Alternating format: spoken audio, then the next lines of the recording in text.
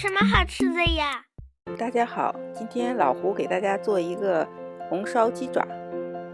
切鸡爪的时候，就从鸡爪的大拇指和其他3个指头之间这个位置切下去，非常轻松就能切成2段。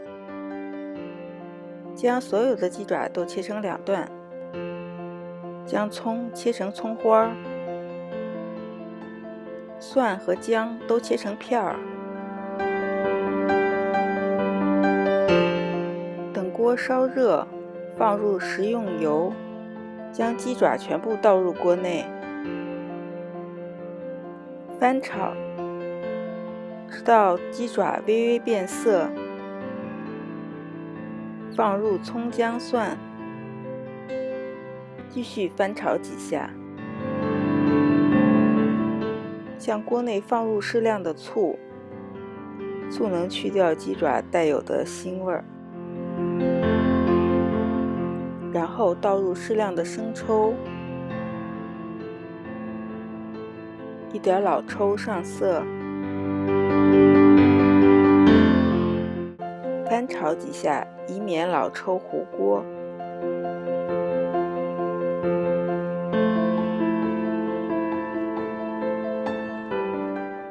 再放入2勺白糖，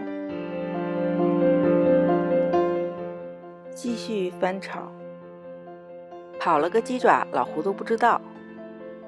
向锅中加入清水，清水要盖过所有的鸡爪。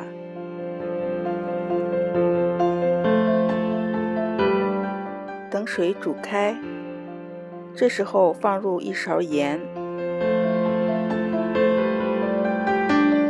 再加入几粒冰糖。老胡的这个上色方法绝对不会糊锅，而且加入的冰糖能让鸡爪子的颜色变得鲜红透亮。再加入30毫升白葡萄酒或者料酒，再加入些青红辣椒，增加一点辣味儿。